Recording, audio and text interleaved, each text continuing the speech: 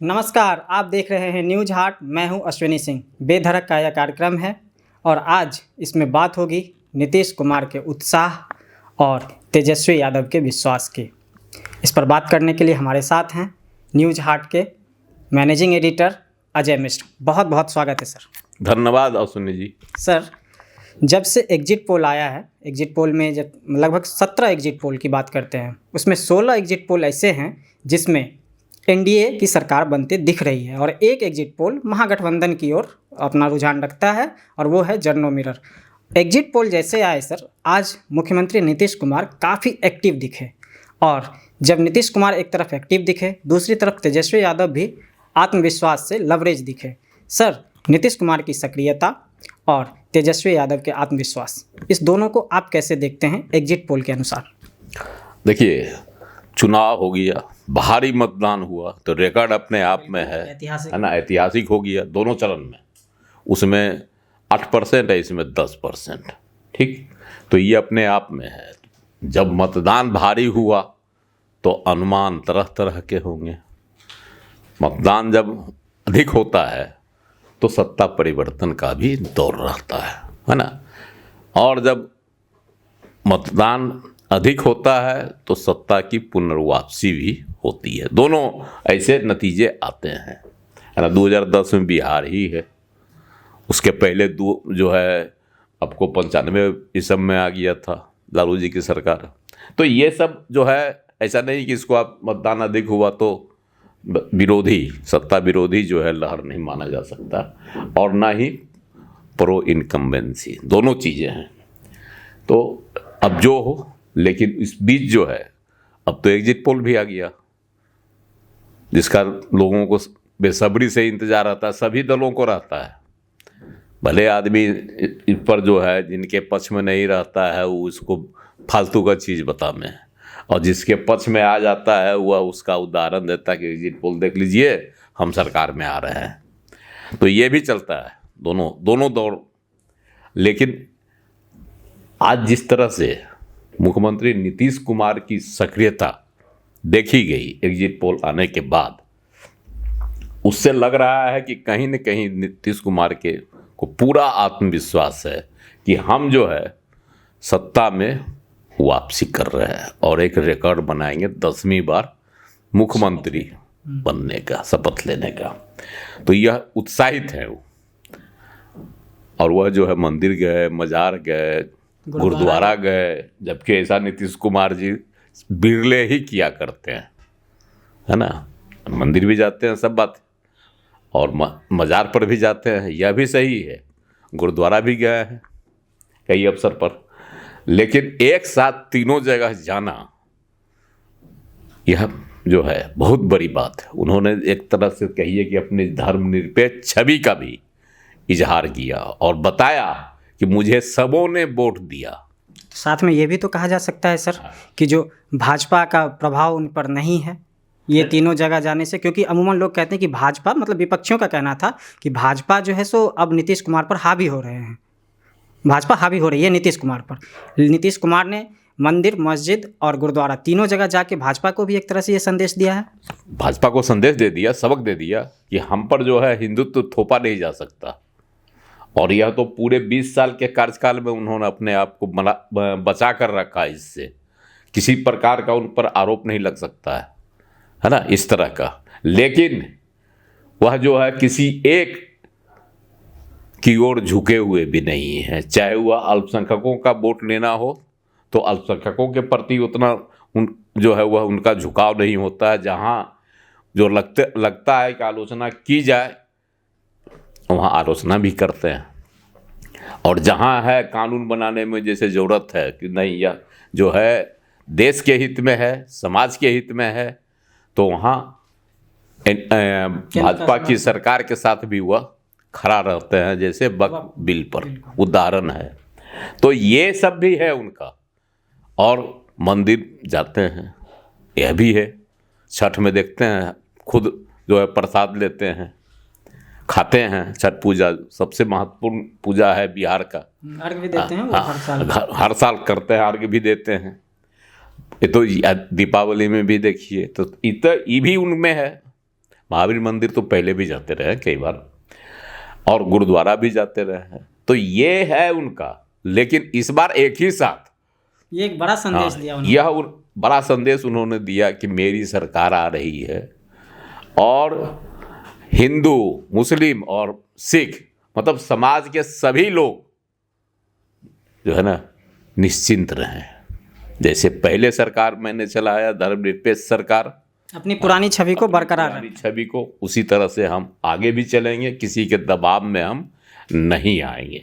और भाजपा के लोगों को भी संदेश दिया कि अगर दबाव में लाने का प्रयास किया गया तो रोड पार नीतीश कुमार ही हैं, पड़ोसी के यहाँ चल जाएंगे। सिर्फ एक रोड पार करना है। नहीं, पड़ोसी के यहाँ चल जाएंगे। भाई एक बार रोड पार करेंगे बस पड़ोसी के यहाँ दरवाजा तो इनका खुला ही रहता है। लालू प्रसाद ने चुनाव से पहले ही कहा था, आरती की थाली तैयार रहती है वहाँ। लालू प्रसाद जी तो चुनाव से पहले ही कहा था कि नीतीश कुमार के लिए दरवाजा हमेशा खुला हुआ है ना।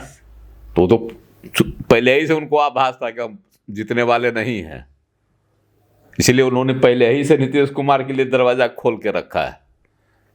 अगर दरवाजा नीतीश कुमार के लिए खुला है और नीतीश कुमार जी ताक झांक करते हैं, जैसा कि दुष्प्रचार जो है राजद वालों की ओर से किया जा रहा है, आज दिन भर चल रहा है। हाँ, दिन भर चल रहा है, पहले भी किया जा रहा था।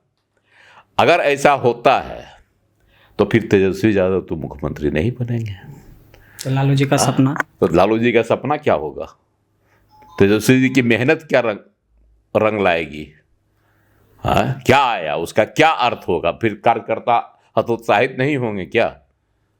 जिस उत्साह से तेजस्वी यादव को मुख्यमंत्री बनाने के लिए कार्यकर्ता ने मेहनत किया, मतदान में भाग लिया, भारी मतदान का हिस्सा बने, अगर वह तेजस्वी यादव मुख्यमंत्री नहीं बनते हैं तो उनका उत्साह नहीं फीका पड़ जाएगा? आगे से वह जो है तेजस्वी यादव पर भरोसा नहीं करना छोड़ देंगे, इसका भी तो अंदेशा है। बिल्कुल, कि जातीयता की धारा में वह कितनी बार बहेंगे। 2020 में सरकार बनी है नीतीश कुमार जी की, लेकिन 22 में चले गए उधर, तो तेजस्वी यादव कहाँ मुख्यमंत्री बने? उप मुख्यमंत्री बने।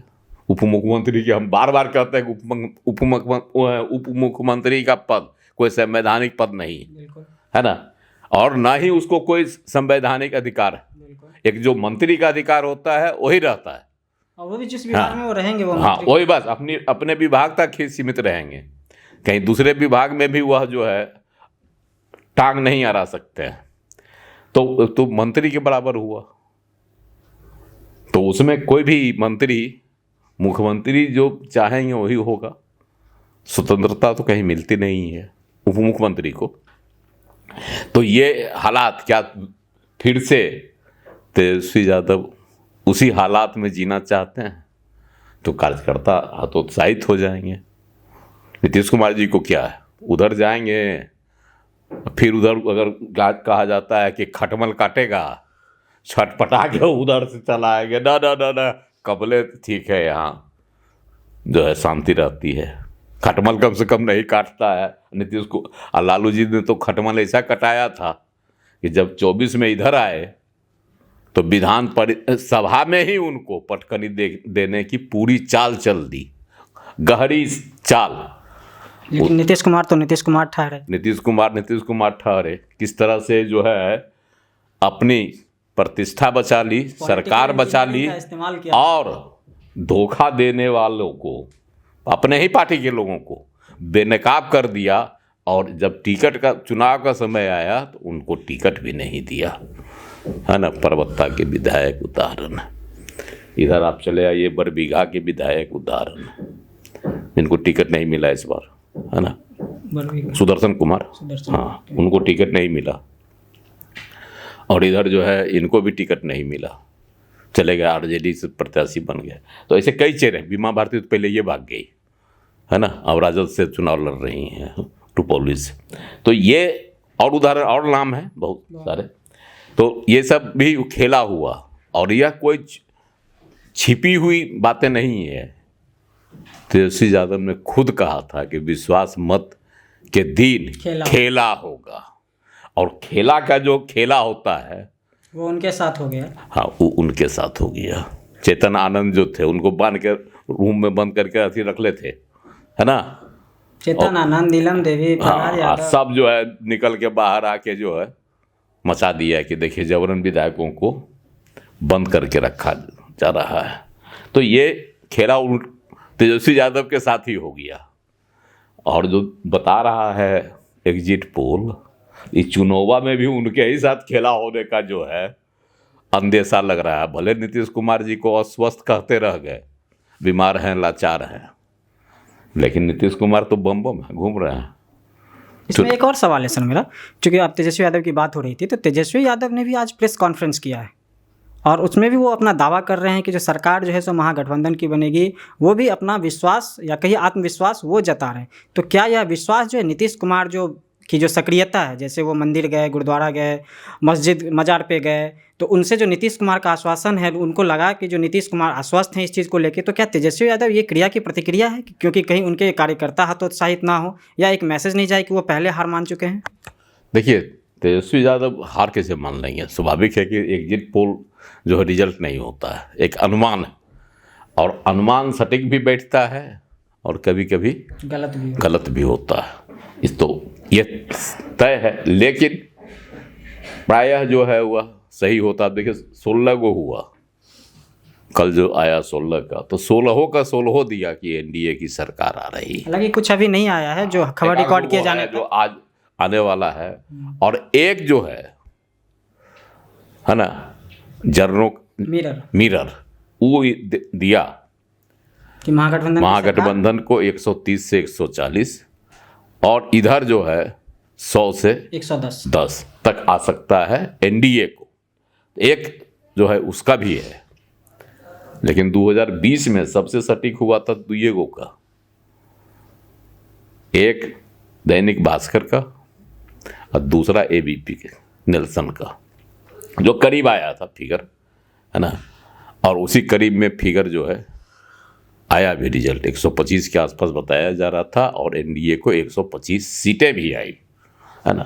तो यही चीज़ उस बार हो सकता है कि जर्नो मिरर का ही सही हो जाए, कौन जानता है, अनुमान है, एग्जिट पोल है। हाँ, लेकिन कार्यकर्ताओं का उत्साह बना रहे हैं।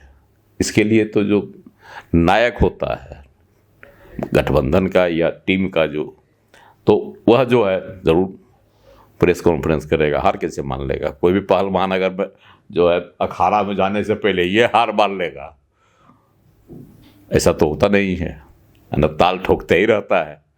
तो उसी तरह से तेजस्वी यादव ताल ठोक रहे हैं कि हम हार नहीं माने हैं, हम अभी पटकनी देंगे, है ना।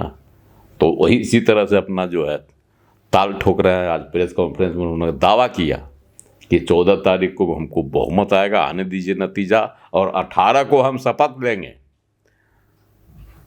और यह भी धमकी दी कि अगर किसी तरह की गड़बड़ी की गई तो छोड़ेंगे नहीं। उन्होंने यह भी कहा, इस बार ललकार भी रहे हैं अपने कार्यकर्ता को, है ना, कि छोड़ना नहीं है। उनका आरोप है कि पिछली बार जो है बेईमानी से ही एनडीए की सरकार बनी, मात्र हम 12,000 वोट से हार रहे थे, है ना। लेकिन इस बार तो का जो फासला दिखा रहा है एग्जिट पोल में, उसमें दूर का अंतर हो जाएगा एनडीए में और महागठबंधन में। उस परिस्थिति में जो है ना, क्या कहता है, बेईमानी या गड़बड़ी का आरोप लगाने में कहीं न कहीं से तेजस्वी को झिझक होगी, है ना। तो ये एक है सूरत। इसे एग्जिट पोल के बाद इधर भी है ना, विजय चौधरी वरिष्ठ मंत्री हैं, वो कह रहे हैं कि नहीं एकदम सही है जो आया है, कहीं से कुछ नहीं, जो आया हमारी सरकार बन रही है, वो स्वाभाविक है, स्वाभाविक है। उधर विजय कुमार सिन्हा भी कहते हैं कि मेरी सरकार आ रही है ना, बन रही है, हम बना रहे हैं। तो इधर के भी लोग कह रहे हैं और उधर के भी लोग कह रहे हैं, है ना। बड़ा बढ़िया आलोक मेहता बोले हैं, राजद के नेता, कि यह तो एक अनुमान है, अभी इस पर जो है ना उछलना चाहिए न रोना चाहिए।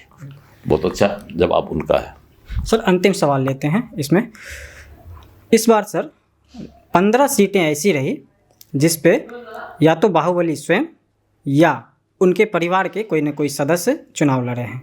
ऐसे में सर बाहुबली के जो सीटें रही हैं जिन पे बाहुबली चुनाव लड़े हैं, इससे फ़ायदा किसको मिलेगा? क्योंकि दोनों पक्ष के तरफ से जो है सो बाहुबलियों को टिकट दिया गया, इस चुनाव मैदान में उतारा गया। आपके हिसाब से सर फ़ायदा किसको मिलेगा, एनडीए को या महागठबंधन को, बाहुबलियों की सीट पे सर? देखिए, बाहुबली 15 को है जो कहा जाता है बाहुबली है, उसमें सबसे तो हॉट सीट रही मोकामा की, अनंत सिंह वर्सेस सूरजभान सिंह की पत्नी बीना देवी। और बड़ा रहा, अनंत सिंह तो जेल में है, प्रचार के दौरान ही जो है एक नेता थे राजद के दुलाल चंद यादव, उनकी हत्या हो गई और आरोप लगा अनंत सिंह पर, जेल में भी हैं और जेल से ही चुनाव लड़े। अब जो है बताया जा रहा है, जो एग्जिट पोल है ना, तो उसके अनुसार कि अनंत सिंह आगे हैं और सूरजभान सिंह की पत्नी पीछे हो रही हैं। तो अनंत सिंह जो है पूरे उत्साहित भी हैं, जेले से जो है यहाँ लोगों को रसगुल्ला खिलाने की तैयारी कर रहे हैं, जो बड़ा भोज करने का तैयारी कर रहे हैं पटना के हिमाल रोड से अपने आवास में। और 2000 सफ़ेद और 1000 जो है लाल गुलाब जामुन बनवाया जा रहा है। 2000 नहीं सर, 2 लाख। हाँ, 2 लाख रसगुल्ला, हाँ, 1 लाख जो है गुलाब जामुन बनवाया जा रहा है। 35 मन छेना कहा गया है कि जो तैयार किया है। 2 टैंकर दूध मंगाया गया है और वहाँ हलवाई जो है रसगुल्ला बना रहा है ना। भारी मतलब बड़ा पंडाल लगाया गया है, 50,000 लोगों को भोजन कराया जाएगा। वहाँ जो अपने रिपोर्टर गए थे सागर जी, तो वहाँ जो पता चला कि लगभग 1 लाख लोगों की खाने की तैयारी वो लोग कर रहे हैं। हाँ, 1 लाख लोगों को खाने की तैयारी है ये। और वहाँ ये भी कहा गया है कि कोई बिना खाए नहीं लौटे, अनंत सिंह का फरमान है ना। तो ये अभी उनकी तैयारी है, हम जीत रहे हैं। आखिर कहीं न कहीं से उनको आई होगी सूचना क्षेत्र से, तभी तो वह जेल से ही इतनी बड़ी तैयारी करवा रहे हैं। और इसे देखिए, नतीजा आने दीजिए। उसी तरह से आपको है रीतलाल यादव दानापुर से लड़ रहे हैं, लालू जी भी उनका प्रचार करने गए थे, जी को उतरना पड़ा है। हाँ, उनका प्रचार के लिए, उनकी जीत के लिए। वो भी जेल में बंद है रंगदारी के मामले में, भागलपुर जेल में है। और उनका मुकाबला रामकृपाल जी से हो रहा है। एक तरफ है बाहुबली, एक तरफ है सब राजनेता, है ना, जनप्रिय राजनेता, दोनों हैं। अब देखना है जनता किसको चुन रही है। टक्कर वहाँ मुकाबले की है, बड़ा कड़ा टक्कर है दोनों में। लेकिन जो बताया जा रहा है कि जन सुराज के प्रत्याशी के मैदान से हटने से, है ना, कहीं न कहीं रामकृपाल जी को फायदा है। अब तो यह नतीजा बताएगा, लेकिन कहा जाता है कि नहीं, रीतलाल यादव, लालू प्रसाद जी के आने से रीतलाल यादव की भी स्थिति सुधर गई है। दूसरा, जो उनकी बेटी प्रचार में उतरी ना उनकी बेटी, तो उसका लाभ, सहानुभूति वोट भी मिला है। तो अब इन सबों का देखिए क्या है। लेकिन अभी तक जो सूचना थी, कल तक की सूचना के अनुसार रामकृपाल यादव जी आगे थे, लेकिन सर्वे में कड़ा मुकाबला बता रहा है जो आया है एग्जिट पोल। अब देखिए क्या है, ज़मीनी हकीकत में तो रामकृपाल जी आगे बताए जा रहे हैं, लेकिन अब एग्जिट पोल में मुकाबला कर दिया है, देखिए कौन जीतता है। ओवरऑल बाहुबलियों का फायदा सर किसे मिलेगा, एनडीए या महागठबंधन? देखिए, अमरिंदर कुमार हैं, ये भी चुनाव लड़ रहे हैं, अमरिंदर कुमार पांडे, इनके बारे में भी कहा जाता है आगे। देखा जाए तो इसमें एनडीए के जो हैं बाहुबली, एनडीए के टिकट से उनको फ़ायदा मिलते दिखाई दे रहा है। लेकिन 1-2 सीटों पर कड़ा मुकाबला भी है। और जैसे हुलास पांडे जी कड़ा मुकाबला में फंसे हुए हैं, है ना। इधर जो है धूमल सिंह कड़ा मुकाबला में फंस गए हैं। तो इस तरह की भी बातें हैं। और अन्नू को क्या कहता है, मुन्ना शुक्ला की बेटी शिवानी शुक्ला लालगंज में रेंज में आगे है, मुकाबले में है। लेकिन कभी कभी उनको बताया जाता है कि नहीं, वहाँ संजय सिंह आगे है। अब देखना है कि मुन्ना शुक्ला वहाँ फेल होते हैं कि पास होते हैं। तो यही सब स्थिति है बाहुबलियों की 15 में, है ना। सबसे उत्साहित, सबसे खुशी अनंत सिंह है। बन रहा रसगुल्ला 14 को, चलिए उसको खाइए। आज के वीडियो में बस इतना ही। आपको हमारा यह कार्यक्रम कैसा लगा कमेंट सेक्शन में जाके ज़रूर बताएं। फेसबुक पर हमारे पेज को फॉलो करें, यूट्यूब पर हमारे चैनल को सब्सक्राइब करें। बहुत बहुत धन्यवाद।